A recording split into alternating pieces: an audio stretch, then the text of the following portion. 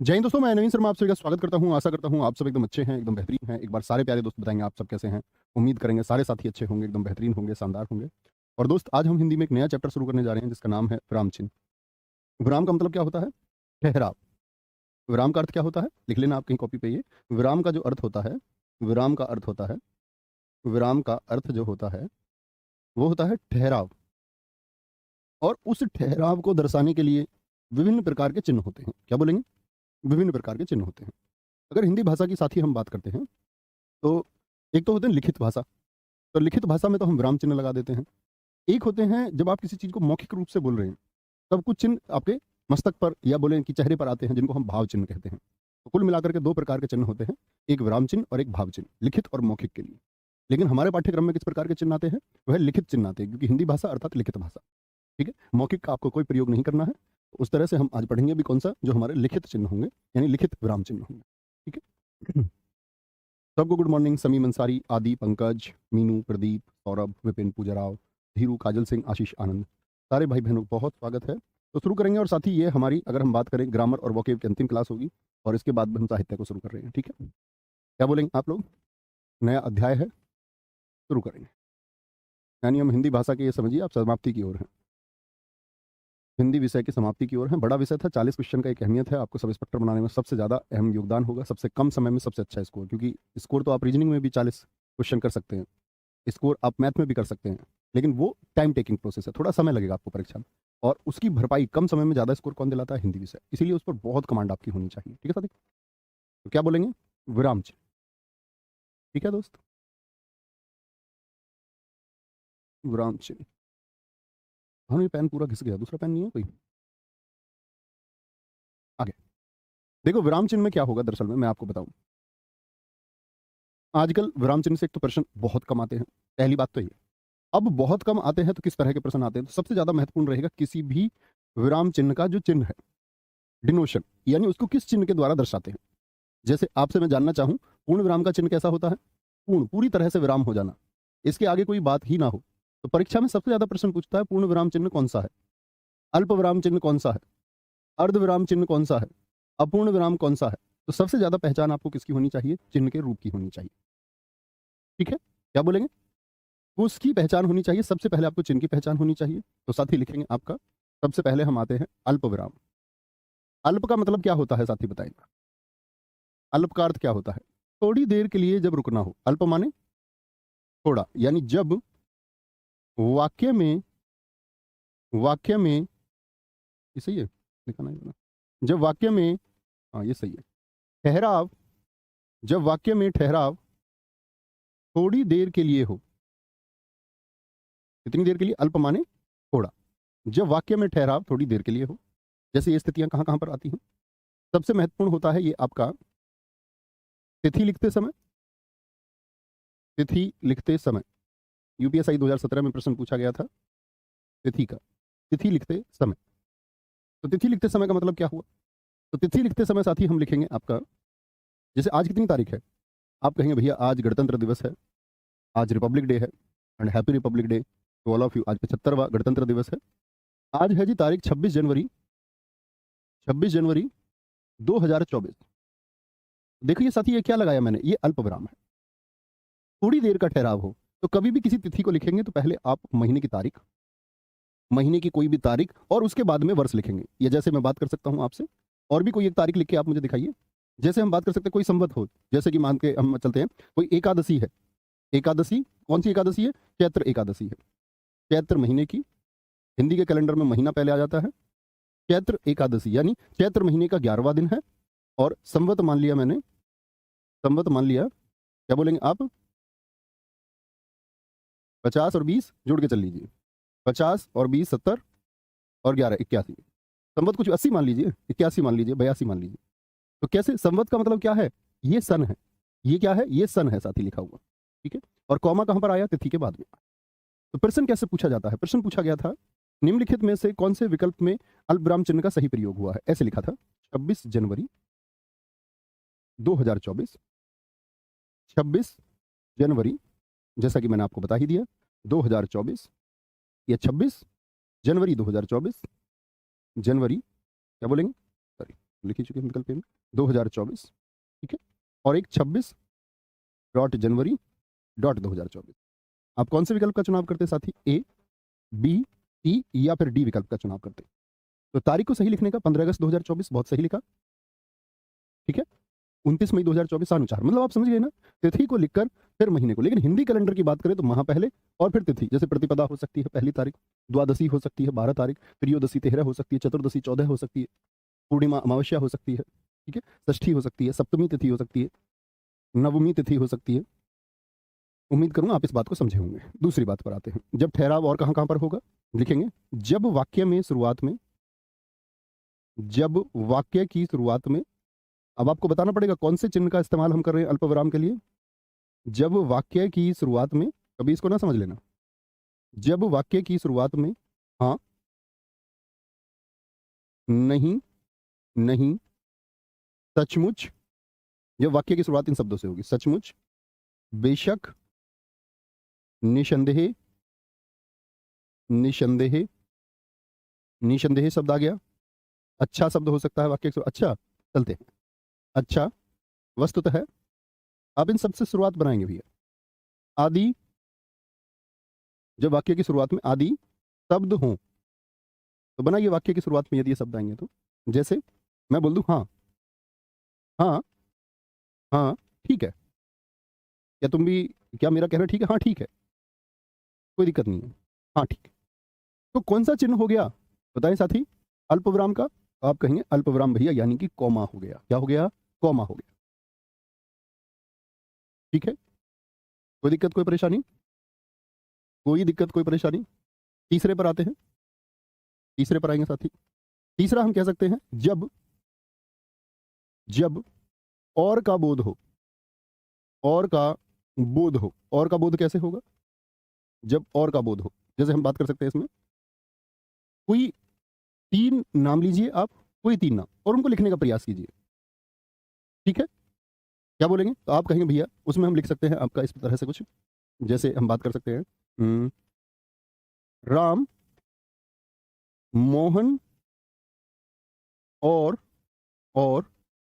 गणेश, गणेश बाजार गए। कहाँ गए? बाजार गए। अब आप मुझे बताइए यहां पर अल्पविराम कहां पर होना चाहिए? अल्पविराम साथी कहां पर होना चाहिए? क्या बोलेंगे? आप कहेंगे भैया दो संज्ञा पद, दो संज्ञा पद। भाई एक तो अगर दो होते सिर्फ राम और मोहन, तब तो हमको अल्पविराम की आवश्यकता ही नहीं होती। राम और मोहन बाजार जा रहे हैं, क्या इसमें कहीं अल्पविराम की आवश्यकता है? जी नहीं। लेकिन जैसे ही मैंने नाम लिए लगातार राम, मोहन और कृष्णा, तो हम क्या बोलेंगे? मोहन और कृष्णा को तो हमने और से जोड़ दिया, लेकिन राम और मोहन को कैसे जोड़ें? या एक और लगा दे, राम और मोहन और कृष्णा, राम और मोहन और गणेश। आप कहेंगे नहीं भी, पहले दो पदों के बीच में क्या आएगा? आपका अल्पविराम आएगा। ये बात आपको कभी भी गलत नहीं करनी, ठीक है। अल्पविराम के बाद में आते हैं, अल्पविराम के बाद में आते हैं साथी इधर अर्धविराम की तरफ। चल जा भाई, अर्धविराम। अर्धविराम का चिन्ह कितने साथी जानते हैं? जरा बताएंगे। अर्धविराम, अर्धविराम का चिन्ह किस तरह का होगा? अगर हम अर्धविराम की बात करें साथी, एक डॉट और एक कॉमा होता है। जब वाक्य में, वाक्य में अल्पविराम से थोड़ा अधिक ठहराव हो, ये परिभाषा हुई। अल्पविराम से थोड़ा अधिक, अल्पविराम से थोड़ा अधिक ठहराव हो। इस चैप्टर को सिर्फ बेसिक बेसिक पढ़ लेना भाई साथी, बहुत गूढ़ता से पढ़ने की आवश्यकता नहीं है। तो जैसे हम बात करें यानी अर्धविराम, जब इससे ज्यादा ठहराव होगा, तो ज्यादा ठहराव कब होगा? याद रख लेना। ये अगर मैं पहचान बताऊं, जिन वाक्यों में, जिन वाक्यों में किंतु परंतु, किंतु परंतु वरन है, वरन, किंतु परंतु वरन, वरना के रूप में जो इस्तेमाल होता है, कि हम बोल रहे कि वरना, वरन हो गया, ठीक है। क्योंकि, क्योंकि, इसलिए, इसलिए, फिर भी, फिर भी, जैसे शब्दों का इस्तेमाल होता है, जैसे शब्दों का इस्तेमाल होता है। तो आप बनाइए इन सबसे वाक्य, शब्दों का इस्तेमाल होता है, इस्तेमाल या प्रयोग होता है। जैसे कोई एक वाक्य बना लीजिए, जैसे कि एक वाक्य हम बना लेते हैं यहाँ पर उदाहरण के रूप में। जैसे बोलते वह बात तो करती, वह बात तो करती, क्या बोलेंगे, किंतु मौका नहीं मिल पाया। सॉरी, बात तो करती किंतु किंतु मौका नहीं मिल पाया, किंतु मौका नहीं मिल पाया। वह रोटी खाएगी क्योंकि उसको भूख लगी है, क्योंकि उसको भूख लगी है। इन सभी से निर्माण कर सकते हैं। उसकी परीक्षा बहुत अच्छी गई है, इसीलिए वह टॉप करेगा। आप में से भी कोई एक टॉप करेगा। आपके 2021 वाले बैच से भी किसी एक ने टॉप किया, आप में से भी कोई एक टॉप करेगा, ठीक है। लेकिन उस पिछली भर्ती में टॉपर्स गायब हो गए। टॉपर्स खुद सामने नहीं आ रहे, जिनका एक्चुअल स्कोर है वो खुद सामने नहीं आ रहे, क्योंकि उस भर्ती पर प्रश्न चिन्ह था। लोग बड़ा शोर करते, कोई अपना एक्चुअल स्कोर भी बताता है, उसको कहते कि ये तो भैया कैसे है, ये तो जुगाड़ वाला बच्चा है, आप जाओ वरना बहुत मार खाओगे। वेरी गुड, ठीक है। सर तीनों सर्वनाम एक साथ कैसे लिखेंगे सर जी? दोस्त क्लास में बता रखा है, उत्तम पुरुषवाचक, फिर मध्यम पुरुषवाचक, फिर अन्य पुरुषवाचक, इस क्रम में लिखते हैं। पहले दो के बीच में कॉमा और बाद के दो के बीच में और, वो इसी को दर्शाता है। जैसे संज्ञा शब्द लिखेंगे ऐसे ही सर्वनाम शब्द साथ ही लिखने हैं, ठीक है। वह बात तो करती किंतु मौका नहीं मिल पाया, तो वर्ण किंतु परंतु, इसलिए फिर भी, इस तरह के शब्द आएंगे, ठीक है। जैसे बात कर सकते हैं, फिर भी से एक वाक्य बनाइए, बड़ा चर्चित वाक्य है। वह वह फेल होता रहा, फेल होता रहा, वह फेल होता रहा, फिर भी मेहनत करता रहा, फिर भी मेहनत नहीं करता था, याद रख लो कि भाई अब तो मेहनत करनी चाहिए, मेहनत नहीं करता था। वह फेल होता रहा, फिर भी मेहनत नहीं करता था, ठीक है। तीसरे विराम चिन्ह की तरफ चलते हैं। तीसरा विराम चिन्ह आता है हमारा पूर्ण विराम चिन्ह। पूर्ण विराम चिन्ह, इसको और क्या कहते थे हम छोटी कक्षाओं में, आपको याद है? पूर्ण विराम चिन्ह। जब क्या हो जाएगा, पूर्ण विराम चिन्ह का इस्तेमाल कब होगा साथी? जब बात पूर्ण खत्म हो जाएगी, जब बात पूर्ण तरीके से खत्म हो जाएगी। जैसे हम बात करें, जब जब वाक्य पूर्णता से खत्म हो जाए, खत्म हो जाए। जैसे क्या हो सकता है, एक वाक्य हम लिख सकते हैं, रमेश ने मुझे खाना दिया है। कहां पर लगेगा? फिर मैं इसी चिन्ह को लगा रहे हैं, चिन्ह आप बताएंगे कौन सा होगा। रमेश ने मुझे खाना, रमेश ने मुझे खाना दिया है, रमेश ने मुझे खाना दिया है। क्या बोलेंगे यहां पर, क्या होता है? पूर्ण विराम, फुल स्टॉप। अंग्रेजी में क्या बोलते हैं इसको? फुल स्टॉप, खड़ी पाई। बहुत ठीक लिखा समीम अंसारी, प्रकाश भाई बहुत सही लिखा है। डंडा बोलते थे जी इसको बचपन में, तो ठीक है। तो ये क्या पर जब वाक्य में पूर्णता स्पष्ट हो जाए, और आपने अभी छंद वगैरह पढ़े थे तो आपको याद होगा, कोई भी हो आपका, दोहा चौपाई, दोहा चौपाई, ठीक है। कोई छंद पढ़ रहे हो, छंद की प्रथम पंक्ति में, देखा भैया पहली पंक्ति में क्या लगता है? पूर्ण विराम। पहली पंक्ति में याद है, जिस तरह से पंक्ति होती है कि पहली पंक्ति है, ऐसे चल रही है पहली पंक्ति, फिर दूसरी पंक्ति, तो यहाँ पर क्या होता है? ऐसे, फिर क्या? डबल पूर्ण विराम, ये संस्कृत के लिए है, 2 बार का पूर्ण विराम, ठीक है। तो ये होता है पूर्ण विराम चिन्ह। चौथा होता है आपका अपूर्ण विराम। अपूर्ण विराम का चिन्ह बताइए साथी। तो 4 ये सबसे ज्यादा चिन्ह पूछे जाते हैं, पूछे तो अन्य से भी प्रश्न जा सकते हैं, लेकिन सबसे ज्यादा यहां से पूछने के चांसेस होते हैं। अपूर्ण विराम, जिसको हम उपविराम, उपविराम या न्यून विराम भी कहते हैं। किससे कम होता है ये? न्यून मतलब कम, उप यानी कि छोटा, किससे? पूर्ण विराम से छोटा होता है। पूर्ण विराम से कम ठहराव जब हो, किससे? पूर्ण विराम से, ठीक है। क्या बोलेंगे? जब जब वाक्य में, जब वाक्य में बात जारी रहे, जारी रहे, और चिन्ह बताएंगे सारे साथी, और आगे जानने की इच्छा हो। आगे क्या हो साथी? जानने की इच्छा हो, कि भाई आगे क्या हुआ, जानने की इच्छा हो। जैसे हम बात कर सकते हैं यहां पर, तो चिन्ह कौन सा होगा हमारा? ये चिन्ह होता है किसका? अपूर्ण विराम का। तो बात आगे भी जारी हो, कैसे बोलते हैं? मुझे तेरी एक बात पता है, तो जानने की इच्छा होगी नहीं होगी? मुझे तेरी एक बात पता है, तो वो क्या सोचेगा अब आगे वाक्य में? श्रोता के अनुसार सोचिए, अब आगे जानने की इच्छा होगी नहीं होगी कि भैया क्या बात है? मुझे तेरी एक बात पता है, क्या? कि कि तू कल स्कूल नहीं गया। बात पूर्ण हो गई, तू कल स्कूल नहीं गया। तो जैसे ही उसने बोला होगा मुझे तेरी एक बात पता है, तो बात को आगे जानने की इच्छा होगी। और ठीक चिन्ह बताया मनोज कुमार भाई, आगे आएंगे।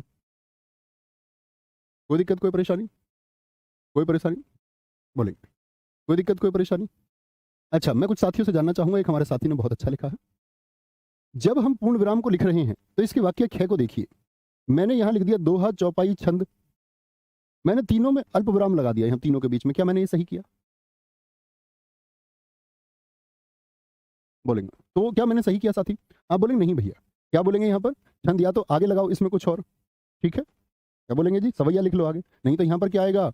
यहाँ पर आएगा और आएगा दोहा, चौपाई और छंद। हमारे एक साथी ने कहा अभी, हमारी गलती थी इसमें। वेरी गुड, बहुत शाबाश साथी। ये क्या हो गया आपका? अपूर्ण विराम हो गया। कोई दिक्कत? जब वाक्य में आगे जानने की इच्छा हो। प्रश्नवाचक चिन्ह भाई, बोर्ड में क्या दिक्कत है? कोई दिक्कत नहीं है। प्रश्नवाचक चिन्ह ये सब जानते हैं, बताने की जरूरत है क्या? प्रश्नवाचक चिन्ह, प्रश्नवाचक चिन्ह कैसा होता है? बस एक बात लिखेंगे इसमें, इसलिए इस्तेमाल होता है प्रश्न करने के लिए। तो कोई एक उदाहरण लिख दो। प्रश्न करने के लिए, जब कभी भी प्रश्न होगा, एक क्वेश्चन होगा, तुम कौन हो, बात खत्म। तुम तुम कौन हो? तुम कौन हो? तुम कौन हो? एक आपका विस्मय चिन्ह, जिसको हम विस्मयादि बोधक चिन्ह कहते हैं, विस्मय चिन्ह होगा। विस्मय चिन्ह आप जानते हैं, ये हमने कई बार पढ़ चुके हैं हिंदी भाषा में, अव्यय में भी हमने पढ़ा। विस्मय कई प्रकार के हो सकते हैं, हर्षबोधक हो सकता है, हमने सबके बारे में अव्यय में पढ़ा था साथी। क्या बोलेंगे? ये देखिए, यदि हम विस्मय चिन्ह के साथ ही बात करते हैं तो विस्मय चिन्ह क्या होगा आपका? कोई खुशी की बात है, हर्ष। तो कोई दुख की बात हो सकती है। क्या बोलेंगे? कोई दुख की बात हो सकती है, करुणा की बात हो सकती है, दया की बात हो सकती है, भय की बात हो सकती है। ठीक है, आपका विस्मय, स्वयं विस्मय की, आश्चर्य की बात हो सकती है। आदि को प्रकट करने के लिए क्या बोलोगे? आदि को साथी प्रकट करने के लिए, प्रकट करने के लिए इसका इस्तेमाल होगा विस्मयादि बोधक चिन्ह का। मेरे हिसाब से सारे साथी इसके बारे में जानते होंगे कि विस्मयादि बोधक आपने प्रयोग किया ना? हाँ या ना? कुछ तो बोले, तो क्या बोलेंगे भैया? जैसे हम एक बात इस्तेमाल करते हैं, वाह, शाबाश, ओहो, वाह क्या बात है। अभी प्रश्न नहीं पूछ रहा है, कभी सोचो क्या बात है, ये प्रश्न है जी यहाँ पर।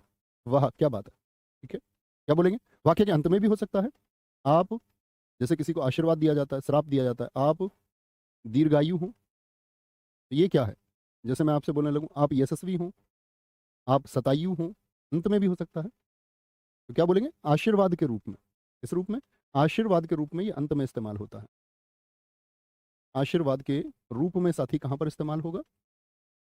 रूप में, अंत में इस्तेमाल होता है।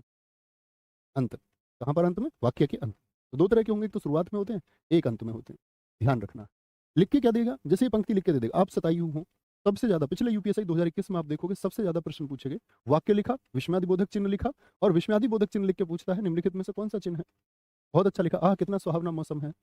हाँ ये क्या हो गया कमल सिंह जी, वह आप जीत गए। अभिषेक जी ने बहुत अच्छा लिखा है। ठीक है, वेरी गुड। अरे हो सकता है, बिल्कुल हो सकता है। वह हो गया, अरे शब्द हो सकता है, अरे। ओहो शब्द हो सकता है, अरे। ये सब हम पढ़ चुके। ओहो हो सकता है, ओहो। आहा हो सकता है, आहा। ठीक है, विस्मयादि बोधक चिन्ह हो। फिर आता है आपका संबोधन चिन्ह। संबोधन चिन्ह दोनों एक से होते हैं, कभी भी विकल्प में वो उस तरह से प्रश्न देगा नहीं कि आपको कंफ्यूज करे और दोनों दे दे। संबोधन चिन्ह होगा आपका। संबोधन चिन्ह बनाइए। भाई किसी को हम अगर संबोधित कर रहे हैं तब भी क्या होता है? तब भी यही होता है आपका। संबोधन में मतलब क्या होता है? जैसे मैं किसी को बोल दूं, सुनिए, ये क्या है? किसी को संबोधन हो रहा, सुनिए, यहाँ आओ, यहाँ आओ, यहाँ आइए। जैसे बोल दे खबरदार, रोकना चाह रहे हैं, किसी को संबोधन कर रहे हैं, खबरदार, आगे मत बढ़ना, आगे मत बढ़ना। जैसे मोदी जी करते हैं, कैसे? भाइयों और बहनों, भाइयों और बहनों, वो संबोधन है। भाइयों, भाइयों और बहनों, बहनों, ये क्या है? ये संबोधन है, भाइयों और बहनों। ठीक है, देश का विकास प्राथमिक है, देश का विकास प्राथमिक है। ये संबोधन चिन्ह हो गया। इसके बाद में साथी एक चिन्ह आएगा हमारा, लाघव चिन्ह। लाघव चिन्ह बताइए जी, तो जानते हो चिन्ह कैसा होता है लाघव चिन्ह का? लाघव चिन्ह का होता है ऐसे छोटा सा एक सर्कल बना होगा, छोटा सा। अगर मुहावरे की पीडीएफ दिलवा दी, हाँ जरूर दिलवाएंगे, मुहावरे की पीडीएफ आपको मिल जाएगी। ठीक है? अभी आप उसको पढ़ना आराम से, भाई प्लीज मुहावरे पढ़ लेना यार, है ना, कभी पता चले बैठे रहो उनको, एक एक बार पढ़ लेना, देखते रहना एग्जाम तक। क्या बोलेंगे? गुरुजी मैं यूपी कांस्टेबल के लिए इसी बैच पर आश्रित रहा हूँ, क्या कुछ और करने की जरूरत नहीं है? भाई इसका चुनाव भी आप नहीं कर पाए अभी तक भी, तो फिर मैं क्या ही बोलूँ। अगर ये चुनाव करने में और मेरी तरफ से आश्वासन चाहते हो तो भाई मैं तो यही कहूंगा, क्या ही कहूंगा, आप सोचो खुद। कोई दिक्कत? अंतर कोई नहीं है, अंतर कोई नहीं, वो संबोधन के लिए है, वो एक भाव है, वो एकदम से निकलता, अरे ओहो वाह, ये क्या संबोधन कर रहा है, बस अंतर है। ठीक है, कोई ऐसा अंतर नहीं है विशेष रूप से। लाघव चिन्ह क्या होता है बोलेंगे? यह है संक्षेप,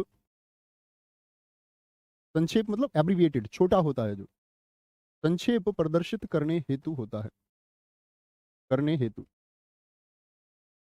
हेतु प्रयोग होता है। क्या उद्देश्य है इसका? ये चीजों को छोटा करके दिखाता है। जैसे आप देखते होंगे, आपने कोई पढ़ाई की होगी, आप अपनी डिग्रियां लिखे सारे साथी, तो जो आपकी डिग्री है उसको कैसे लिखेंगे आप? जैसे आपने देखा होगा बहुत बार लिखते हैं ऐसे, डॉक्टर, डॉक्टर, क्या बोलेंगे? बोल सकते हैं, किसी का भी नाम लिख लीजिए, डॉक्टर सिद्धि, डॉक्टर सिद्धि। ऐसे लिख सकते हैं आप, इंजीनियर नवीन, इंजीनियर नवीन।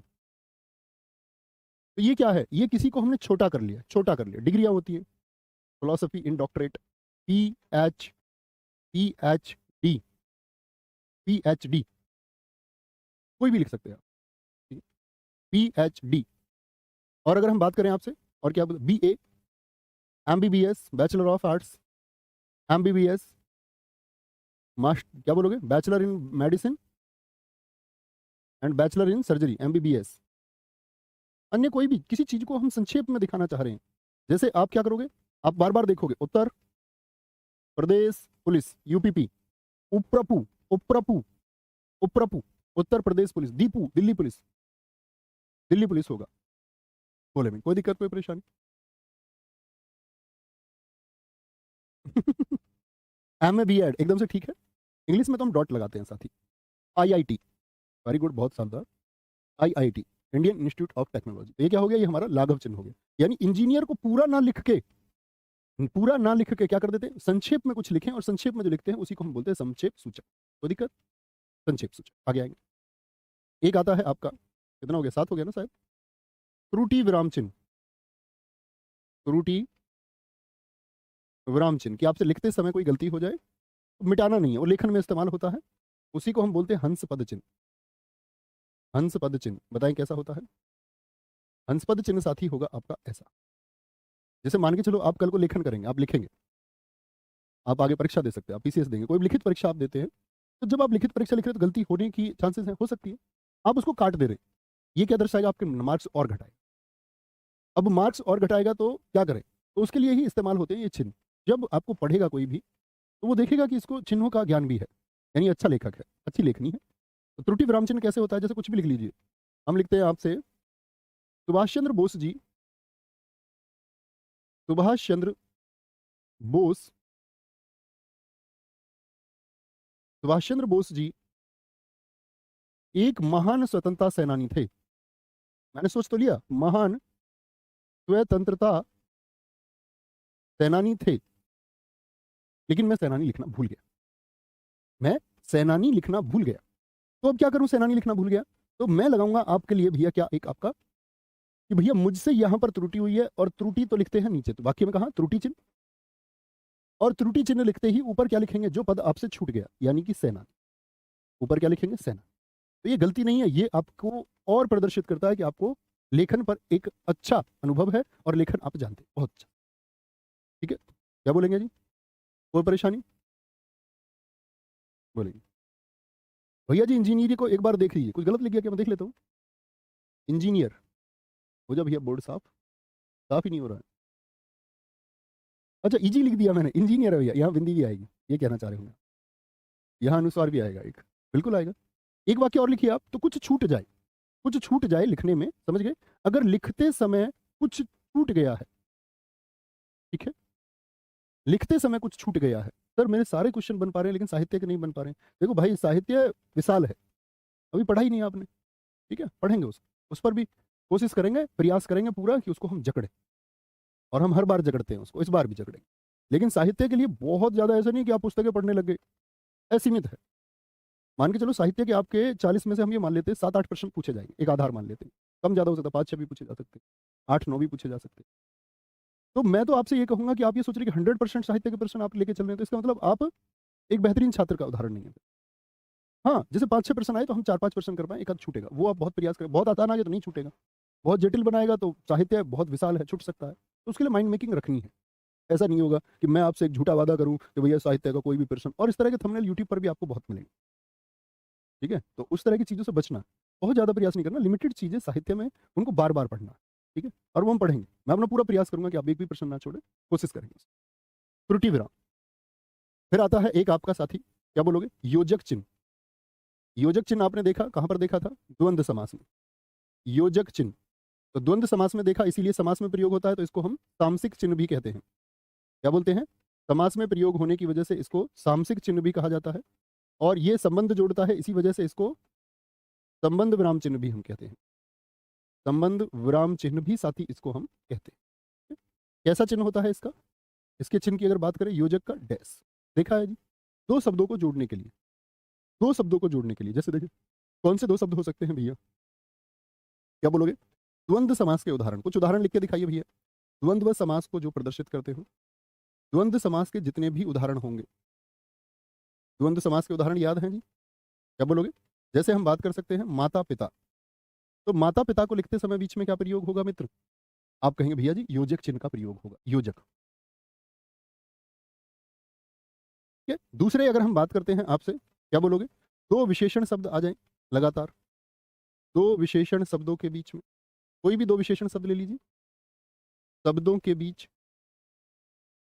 ठीक है, दो विशेषण शब्द हो गया, मोटा भारी हो गया, मोटा भारी आदमी है, मोटा भारी, दोनों विशेषण है। दो विपरीत शब्दों के बीच में, दो अपोजिट वर्ड ले लीजिए, दो विपरीत, क्या बोलोगे, दो विपरीत शब्दों के बीच में, दो विपरीत शब्दों के बीच, जैसे क्या बोल सकते हैं, विपरीत शब्द क्या हो सकता है आपके, बोले भैया, अ, मोटा पतला हो सकता है, विपरीत है, मोटा पतला, दो विपरीत शब्द हैं, रात दिन हो सकता है। दो विपरीत शब्द आ जाए, क्या बोलोगे, जहां का लोप हो, का लोप हो, यानी का गायब हो, जहां पर क्या हो, का लोप हो। का लोप कैसे, क्या बोलेंगे, जैसे मैं बोल दूं भारत सभ्यता के बारे में आप कुछ जानते हो, तो यहां पर मैंने क्या बोल दिया आपसे, भारत की सभ्यता। विश्व संस्कृति का अध्ययन आपने किया, तो मैं क्या कहना चाह रहा हूं, विश्व की संस्कृति, क्या बोलूंगा, विश्व की संस्कृति। मातृ मूल्य, तो मैं यहाँ क्या कहना चाह रहा हूँ, माता का मूल्य। तो जहां का को हम लोप कर दें, तो वहां पर क्या होता है, आपका योजक चिन्ह इस्तेमाल होगा। ठीक है, अंगा, क्या बोलेंगे आपका, पुनरावृत्ति यदि शब्दों की हो, यदि यदि शब्दों की शब्दों की पुनरावृत्ति हो, क्या हो साथी, शब्दों की पुनरावृत्ति हो, तो शब्दों की पुनरावृत्ति होगी तो जैसे क्या बोलते हैं, ना ना मैं ये काम नहीं करूंगा, हाँ हाँ, नहीं नहीं मैं बिल्कुल नहीं जाऊंगा, नहीं नहीं। अगर किसी शब्द की पुनरावृत्ति हो गई है, क्या आप शादी में शामिल होंगे, बिल्कुल बिल्कुल हम शादी हो शामिल होंगे, बिल्कुल बिल्कुल, बिल्कुल बिल्कुल। तो क्या बोलेंगे आपसे, अंगा हो गया, फिर वो आएगा आपका चा। दो क्रियापद, दो क्रियापद यदि साथ हो, दो क्रियापद क्या हो यदि साथ हो, जैसे क्रियापद क्या होता है, खाना पीना, नहाना धोना, खाना पीना, नाचना कूदना, आना जाना, नाचना कूदना, आना जाना, ये सब क्या है आपका, आपका फिर छः छः। उपमा अलंकार के उदाहरण, उपमा अलंकार आपने पढ़ा साथी, उपमा अलंकार के उदाहरणों में कहाँ पर, जैसे हम कहते हैं आपका चांद सा सुंदर चेहरा, तो यहाँ पर क्या इस्तेमाल कर रहे हैं हम, चांद सा, यानी चांद के जैसा, चांद सा सुंदर चेहरा, जुल्फों का रंग सुनहरा, ये झील सी नीली आंखें, राज है इनमें। क्या बोलेंगे जी उपमा अलंकार के उदाहरणों में, तो वहां पर क्या होगा आपका चांद सा, बार बार शब्द लिखा, जैसे प्रदीप कुमार जी ने बहुत अच्छा लिखा, शेखर सरोज जी बहुत अच्छा लिखा। कभी कभी मेरे दिल में ख्याल आता है, बहुत ठीक है, कभी कभी के बीच में आएगा। दो दिशाएं लिख लें, उत्तर दक्षिण। Very good. बोलेंगे जी सर जी हल्का भारी होगा ना, आप मोटा भारी लिख, हल्का भारी तो दोस्त विलोम हो गए। एक पंक्ति विलोम की लिखनी थी और एक दो विशेषण शब्दों की लिखनी थी, तो दो विशेषण लिखने हैं, विपरीत नहीं कह रहा मैं। विपरीत तो मैंने उससे नीचे लिखे हैं, आप थोड़ा ध्यान से देखिए। सुशील कुमार जी ने लिखा है चरण कमल। चरण कमल, तो चरण कमल का अर्थ क्या हो गया आपका, कितने चिन्ह हो गए, डोंट नो। आगे आएंगे आपके अवतरण और उद्धरण चिन्ह। अवतरण और उद्धरण चिन्ह, इनको लेकर के किताबों में बहुत अलग अलग चीजें लिखी हुई हैं साथी। अवतरण चिन्ह और उद्धरण चिन्ह, इसके लिए चिन्ह क्या होगा आपका और इसके लिए चिन्ह क्या होगा। अवतरण चिन्ह तो होता है सिंगल इन्वर्टेड कॉमा, और उद्धरण चिन्ह होता है आपका, उद्धरण चिन्ह होता है साथी आपका double inverted comma. Single inverted comma कब इस्तेमाल होगा, क्या बोलेंगे आपका, जब किसी किताब को दर्शाया जाए। जैसे मैं बोलूं जयशंकर प्रसाद ने, जयशंकर प्रसाद ने, जयशंकर प्रसाद ने, कोई एक रचना का नाम बताइए जयशंकर प्रसाद जी की। जैसे मैं आपसे कह सकता हूँ क्या, कामायनी लिखा है, तो ये पुस्तक हो गई। तो कोई भी जो पुस्तक है प्रसिद्ध, कामायनी या रचना, कोई अखबार है, पुस्तिका है, मैगजीन है, कामायनी लिखा, क्या बोलेंगे, बात पूर्ण हो गई। तो कोई रचना की जब बात आई, क्या आएगा, रचना की बात आएगी। रचना का मतलब कोई प्रसिद्ध रचना, कोई भी हो सकती है, वो मैगजीन के रूप में हो सकती है, कोई अखबार का संचालन कर सकता है, ठीक है। उन्होंने हिंदुस्तान अखबार का संचालन किया, तो हिंदुस्तान अखबार क्या हो गया, वो न्यूज पेपर हो गया, पत्रिका हो गया। जबकि क्या बोलेंगे, क्या हो गया, अवतरण चिन्ह हो, अवतरण, सिंगल इन्वर्टेड कॉमा, कौन सा चिन्ह है, अवतरण चिन्ह। आप भी सोच सकते हैं, कुछ सोचने की क्षमता रखें। दूसरा उद्धरण चिन्ह का प्रयोग होगा, याद रख लेना, उद्धरण चिन्ह का प्रयोग, उद्धरण चिन्ह का प्रयोग किसी प्रसिद्ध उक्ति के लिए होता है। प्रयोग किसी प्रसिद्ध, किसी प्रसिद्ध उक्ति या कथन के लिए होता है, या कथन के लिए होता है, ठीक है साथी। किसी का कोई कथन है, बड़ा शानदार तरीके से इसको लिखना है। जैसे सुभाष चंद्र बोस जी ने कहा, एक ही उदाहरण काफी होगा, अन्य उदाहरण आप सोच सकते हैं। सुभाष चंद्र बोस जी ने कहा, यानी किसी का नारा, सुभाष चंद्र बोस जी ने कहा। अब देखो यहां कहा कहने के बाद में क्या आएगा आपका, तो आप कहेंगे भैया यहां पर अल्प विराम आएगा, थोड़ी देर रुकेंगे। क्या कहा, तुम मुझे खून दो, डबल इन्वर्टेड कॉमा, इसको बोलते हैं उद्धरण। तुम मुझे खून दो, मैं तुम्हें आजादी दूंगा, मैं तुम्हें आजादी दूंगा। ऐसे ही आप लिख सकते हैं, क्या बोलोगे, मैं तुम्हें आजादी दूंगा, ठीक है, सॉरी, मैं तुम्हें आजादी दूंगा, तो बात खत्म हो गई। इन्वर्टेड कॉमा भी क्या हो जाएगा आपका, खत्म हो जाएगा। मैं तुम्हें आजादी दूंगा, कोई दिक्कत कोई परेशानी। किसी का भी स्टेटमेंट लीजिए, भगत सिंह जी ने कहा इंकलाब जिंदाबाद, दिल्ली चलो, दिल्ली चलो। सर विशेष से विशेषण को लिखें तो कैलाश कुमार जी तब भी योजक चिन्ह आएगा साथी, इतना तो काफी होना चाहिए। कोई भी अन्य नारा आप ले सकते हैं। आगे आएंगे, फिर आता है हमारा एक तुल्यता बोधक चिन्ह। तुल्यता बोधक चिन्ह, तुल्यता बोधक चिन्ह कैसा होता है, इसके लिए लगाते हैं बराबर। आप बहुत इस्तेमाल करते हैं, जैसे हम कहते हैं किसी चीज को दिखा रहे हैं, दूरी को दर्शाते हैं, जैसे हम 1 किलोग्राम, 1 किलोग्राम क्या, 1 किलोमीटर, किलोग्राम वजन ले लीजिए, कोई दिक्कत नहीं। 1 किलोग्राम बराबर कितने होंगे, 1000 ग्राम। अब मुझको ये लिखना है, तो मैं बराबर का चिन्ह लगा रहा हूँ, इसका मतलब तुल्य है, ये तुल्य का मतलब इसके बराबर है। जैसे मैं बोल दूं आपसे 1 क्विंटल बराबर, 1 क्विंटल बराबर कितना होता है, 100 किलोग्राम, 100 किलोग्राम। मैं आपसे बोल दूं 1 टन बराबर कितना होगा, आप कहेंगे 1000, 1000 किलोग्राम यानी 10 क्विंटल। ये क्या है, ये बराबर है, बराबर, ठीक है, बराबर। 1 माइल बराबर 1600 मीटर, 1 न्यूटन मीटर बराबर 1852 मीटर, न्यूटन मीटर नहीं, 1 नॉटिकल माइल बराबर समुद्री दूरी जो होती है, समुद्री दूरी। तुल्यता बोधक हो गया। एक आता है हमारा आपका क्या, कोष्ठक चिन्ह। कोष्ठक चिन्ह, कोष्ठक चिन्ह किस लिए इस्तेमाल होगा आपके साथी, कोष्ठक जानते हो ना, बहुत लगाया होगा। कोष्ठक होता है अर्थ को और अधिक स्पष्ट करने के लिए, अर्थ को और अधिक स्पष्ट करने के लिए, अर्थ को और अधिक स्पष्ट करने के लिए, जैसे कुछ साथी हमारे पढ़ते होंगे वैज्ञानिक अल्ट्रा वायलेट किरणों पर काम कर रहे हैं। अल्ट्रा वायलेट सारे लोग नहीं समझ सकते जो अंग्रेजी ना पढ़ते हो, तो उसने हिंदी भाषी के लिए क्या लिखा, हिंदी भाषी के लिए उसने लिख दिया ब्रैकेट में पराबैंगनी। तो ये पराबैंगनी लिखने का उसका उद्देश्य क्या था, और अधिक स्पष्टता लाना चाहता था। अल्ट्रा वायलेट या पराबैंगनी किरणों पर अनुसंधान कर रहे हैं, अनुसंधान कर रहे हैं, कर रहे हैं, और अधिक स्पष्ट कर दे, और अधिक। ठीक है, तो वो क्या होगा, आपका कोष्ठक चिन्ह होगा। ये कहां पर इस्तेमाल हुआ हमारा, ये हुआ कोष्ठक चिन्ह, ये कोष्ठक चिन्ह का इस्तेमाल हो गया। एक आएगा आपका, कौन सा होगा, लोप, लोप आपका, ये जिसको हम बोलते हैं आपका आपका वर्णन चिन्ह भी हम कह देते हैं कई बार, लोप चिन्ह के नाम से याद रखेंगे ज्यादा ठीक है। लोप चिन्ह, लोप चिन्ह कब इस्तेमाल होगा बताएंगे जी। लोप चिन्ह कैसा होगा साथी, लोप चिन्ह होता है आपका, अगर मैं बात करूं, ऐसे चिन्ह लगा देते हैं, ऐसे चिन्ह लगा देते हैं, ऐसे cross cross cross cross cross.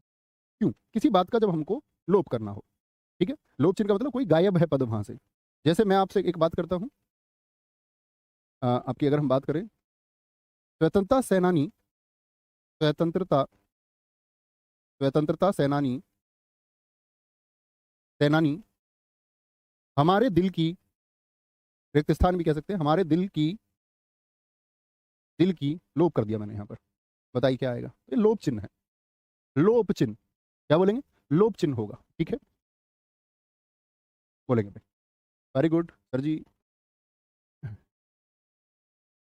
साहित्य कब से चलेगा बेटा, साहित्य तो हम करवा ही नहीं रहे, साहित्य के लिए किसने कहा था, अभी ले लो।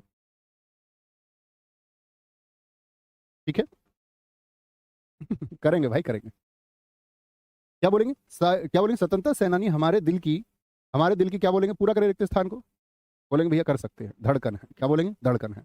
पाद चिन्ह, पाद चिन्ह, और अगर पाद चिन्ह की बात करूं, इसी को हम क्या बोलते हैं, पाद टिप्पणी चिन्ह भी कहते हैं, पाद टिप्पणी चिन्ह भी कहते हैं, पाद टिप्पणी चिन्ह भी कहते हैं, या इसी को हम बोलते हैं आपका तारक चिन्ह। ठीक है, तारक चिन्ह कैसा बनेगा जी, बताओ। इसके बहुत सारे साइन होते हैं भाई, अलग अलग विशेषज्ञों के अनुसार, लिख लीजिए इनको। ऐसा चिन्ह भी बना देता है तारक चिन्ह, कई जगह ये ऐसा मिलेगा आपको किताबों में, वो लेखक के ऊपर डिपेंड करता है वो कैसा बनाए। वो कई बार ये बना देता है चिन्ह, कई बार आपका ये चिन्ह बना देता है। तो ये दरअसल में क्या होता है, किसी चीज को स्पष्ट करने के लिए, जैसे अ, आपने कभी देखा हो, कोई किताब आप पढ़ रहे हैं, ऐसे पेज होगा, आपने देखा ही पुस्तक का पेज है, बताना जिसने देखा हो, और यहाँ नीचे एक लाइन खींची रहती है, यहाँ सब कुछ लिख रहा था, और कोई एक शब्द यहाँ पर आया जिस पर कंफ्यूजन हो सकता, तो उसने उसके ऊपर स्टार बना दिया, बना दिया स्टार, और स्टार को यहाँ उसने लिख दिया कि स्टार का मतलब, वहाँ उसने स्टार क्यों बनाया था, उसने लिख दिया यह आंकड़ा एनसीईआरटी 8वीं की पुस्तक से लिया गया है। यह जो सोर्स है उसको उसने लिख दिया कि यह आंकड़ा हिंदुस्तान अखबार के इस आर्टिकल से लिया गया है। ठीक है, तो एक आधार बना देता है। बहुत सारे आप उपन्यासों को पढ़ेंगे या किसी पुस्तक को पढ़ेंगे तो वो बताता है उसमें कि ये कहाँ से लिया गया, बता देगा इस लेख से लिया गया है, लंदन टाइम्स अखबार के लेख से लिया गया है, न्यूयॉर्क टाइम्स से लिया गया है। समझ पाए आप मेरी बात को। तो जब किसी चीज का सोर्स बताए, या सोर्स भी ना बता करके, स्रोत ना बता करके, कई बार क्या करता है, नीचे लिख करके उसको करेगा कि इस बात के बारे में विभेद है, हिंदी भाषा इसमें कहीं इसके अर्थ 5 भी माने गए हैं, कहीं इसके भेद 5 माने गए हैं, कहीं इसके भेद 6 भी माने गए हैं, तो अपनी बात को स्पष्ट करता है। बात समझ में आई? तो क्या बोलेंगे, यह स्पष्टीकरण के लिए प्रयोग होता है। किसके लिए प्रयोग होगा, यह स्पष्टीकरण के लिए, स्पष्टीकरण के लिए, स्पष्टीकरण के लिए प्रयोग होता है, स्पष्टीकरण के लिए प्रयोग होता है। कहां पर प्रयोग होगा साथी, स्पष्टीकरण के लिए। एक होता है आपका, आगे चलेंगे, पुनरुक्ति। पुनरुक्ति किसको बोलते हैं, दोहराई जाने वाली कोई चीज, या अनुवृत्ति चिन्ह, अनुवृत्ति चिन्ह। ये साथी कैसे चिन्ह होते हैं, हम सबसे ज्यादा शायद इसी को इस्तेमाल करते हैं पूर्ण विराम के बाद में। जब कोई शब्द या पंक्ति वापस से रिपीट हो रही हो। ठीक है, जैसे हम बात कर सकते हैं किसकी पुनरुक्ति होगी भाई, चल जा भाई, किसकी पुनरुक्ति होगी। जैसे मैं बोल दूं आपसे, एक वाक्य हम लिखते हैं, रोशनी या रोहिणी, रोहिणी बाजार जा रही है, जा रही है। और ऐसा ही वाक्य मुझको लिखना है साथी, किसके लिए, आपका आकांक्षा के लिए। तो क्या लिखेंगे, आकांक्षा बाजार जा रही है, बाजार जा रही है। तो वही शब्द जब रिपीट हो जाए, वही शब्द साथी क्या हो जाए आपका, फिर जब रिपीट हो जाए तो हम क्या बोलेंगे उसको, फिर क्या बोलेंगे जी, फिर हम कह देंगे भैया वह हो जाएगा हमारा पुनरुक्ति चिन्ह। कोई दिक्कत, कोई परेशानी। अंतिम चिन्ह पर आएंगे साथी, आज के अंतिम चिन्ह पर आएंगे भाई। आज का अंतिम चिन्ह है साथी हमारा निर्देशक चिन्ह, निर्देशक चिन्ह। और निर्देशक चिन्ह कौन सा होता है, निर्देशक चिन्ह होता है आपका, क्या बोलेंगे, किस बात के लिए स्पष्ट होता है, मंतव्य को व्यक्त करने के लिए। मंतव्य मतलब कहना क्या चाह रहा है, मंतव्य को स्पष्ट करने के लिए, व्यक्त करने के लिए या आपका स्पष्ट करने के लिए। ठीक है, जैसे हम लिखते हैं, आपका कल हमने क्या पढ़ा था प्रैक्टिस में, अलंकार। अलंकार के 3 भेद होते हैं, अलंकार के 3 भेद होते हैं। क्या बोलोगे, 3 भेद होते हैं, सॉरी मैं चिन्ह बना रहा हूँ निर्देशक में, क्या बोलेंगे आप, योजक चिन्ह से बड़ा। 3 भेद होते, कौन से 3 भेद होते हैं बताएंगे। एक तो छंद अलंकार, छंदालंकार, एक साथी शब्दालंकार, शब्दालंकार, और एक क्या होता है आपका उभिया अलंकार। तो यानी उस बात को मैंने और अधिक स्पष्ट किया, तो ये योजक चिन्ह से लगभग 2 गुना बड़ा होता है। भैया क्या तारक चिन्ह को हम टीका सूचक भी बोल सकते हैं, बहुत अच्छा प्रश्न पूछा है मीनू ने, सारे साथी भी लिख सकते हैं, बोलेंगे भाई फटाफट से। ऊपर देखें कमेंट, एक बच्चा कुछ कहना चाहिए, ऊपर ऊपर ऊपर, very good very good very good very good, ठीक है एकदम से, योजक चिन्ह से बड़ा होता है जी।